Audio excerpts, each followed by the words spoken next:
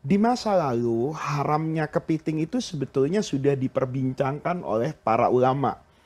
Ada yang mengharamkan, misalnya dalam mazhabnya Imam Abu Hanifah, itu karena dianggap dia termasuk binatang yang menjijikkan.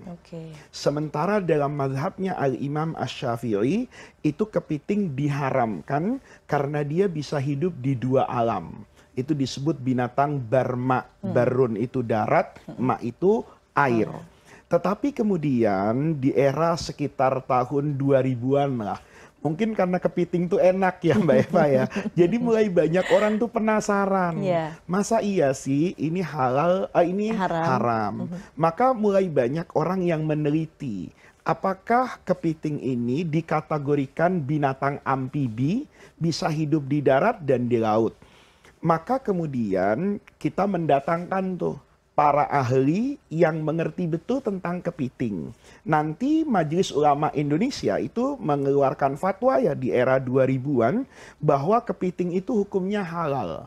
Dia dihalalkan itu, kenapa? Karena menurut para pakar, mereka-mereka yang lahir di fakultas peternakan, yang mengerti betul tentang binatang, itu menyatakan bahwa kepiting itu binatang air, Mbak Eva. Kenapa dia mampu hidup di darat? Karena di dalam tubuhnya ada kemampuan untuk menyimpan air. Maka kalau nanti air yang semakin menipis, kandungan airnya di dalam tubuh kepiting itu, dia butuh disiram. Maka kita lihat kan, pedagang kepiting itu kadang-kadang kepitingnya ditaruh di atas, tapi kemudian dia sirami air. Itu kata para pakar bahwa kepiting itu adalah binatang air. Nah, di sini para pemirsa, ulama itu hanya bisa menghakimi sesuatu yang sudah jelas. Jadi kalau saya misalnya nih ya, ditanya apa itu hukumnya kepiting, maka saya balik tanya, kepiting ini binatang apa? Sehingga saya bisa tahu dia termasuk kategori binatang darat, apa binatang air, apa binatang yang hidup di dua alam, apa binatang ini misalnya ya lahir dalam keluarga DNA-nya babi atau bukan dan sebagainya. Nah, setelah kemudian dijelaskan oleh para pakar bahwa ini adalah binatang air, maka kita dapatkan bahwa di dalam hadis itu semua binatang yang hidup di air itu dihukumi sebagai binatang yang halal untuk dikonsumsi. Kapan dia haram? Dia haram itu kalau membahayakan kesehatan. Kalau tidak, maka dihukumi sebagai binatang yang halal. Jadi kalau dia kepiting hanya di laut saja, maka menurut mazhab Syafi'i halal. Nanti kalau Bapak Ibu tengok saya makan kepiting yang tahan di bakau, kepiting bakau yang warnanya agak coklat ke hijau tua, maka sesungguhnya saya sedang pakai mazhab Maliki. Kenapa? Kebetulan gratis. Boleh rupanya kita dalam hal kepiting pakai mazhab Maliki, sembahyang pakai mazhab Syafi'i? Boleh. Karena berbeda qadiyah. Yang tak boleh itu mencampur mazhab dalam satu ibadah. Tak boleh. Dalam masalah makan kepiting, mazhab Maliki. Dalam masalah sembahyang, mazhab Syafi'i. Bang, kita beli kepiting nih ya bang, kata istri nanti pas belanja di pasar bawah. Haram. Tapi kata Ustadz makruh bang, karena pakai duit abang. Jadi akhirnya karena nggak putus, bersepakat sowan Syekhona Khalil Bangkalan. Dugi mriko sowan Syekhona. Nah Syekhona bersiap dahar siang dengan menu lauk kepiting. Jadi kiai-kiai hengkel-hengkelan hukume kepiting. Soan Syekhona ate takon hukume kepiting, dadak Syekhona arep dahar kepiting.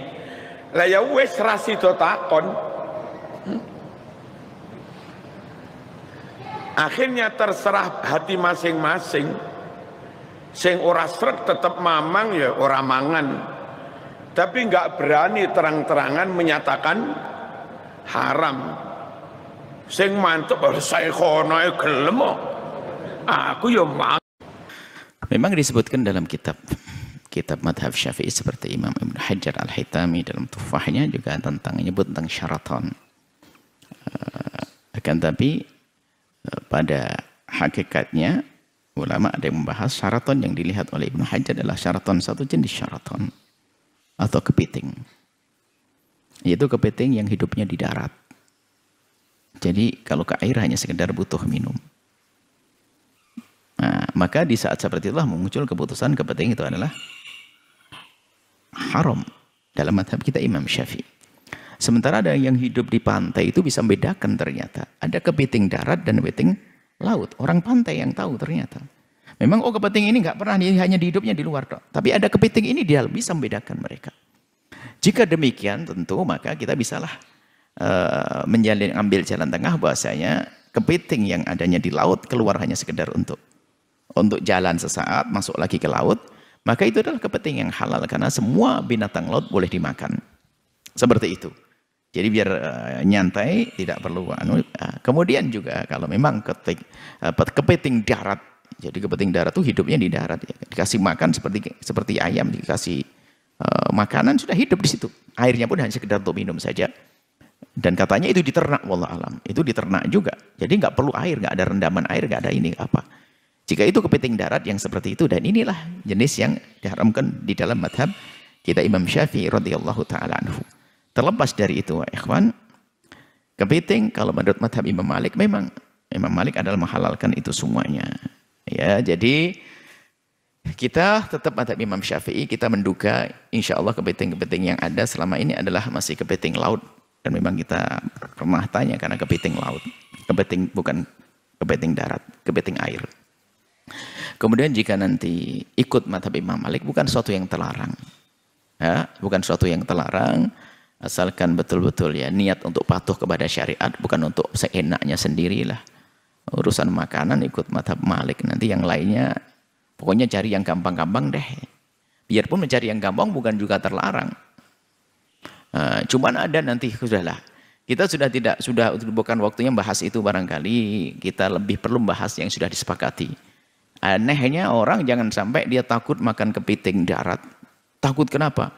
Menurut madhab Syafi'i haram. Bukan Anda, kalau Anda yang bertanya insya Allah sudah aman semuanya. Ada orang takut makan kepiting darat. Kenapa? Ini menurut madhab Syafi'i haram. Tapi dia makan riba.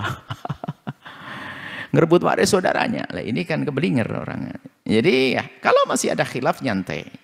Tapi yang sudah disepakati jangan sampai kita lakukan. Ya, makan sesuatu yang diharamkan. Makan riba.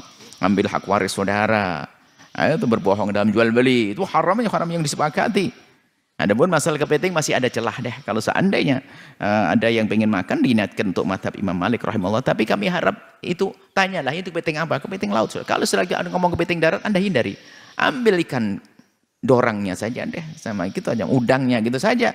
Jangan sampai kita masuk was-was lah.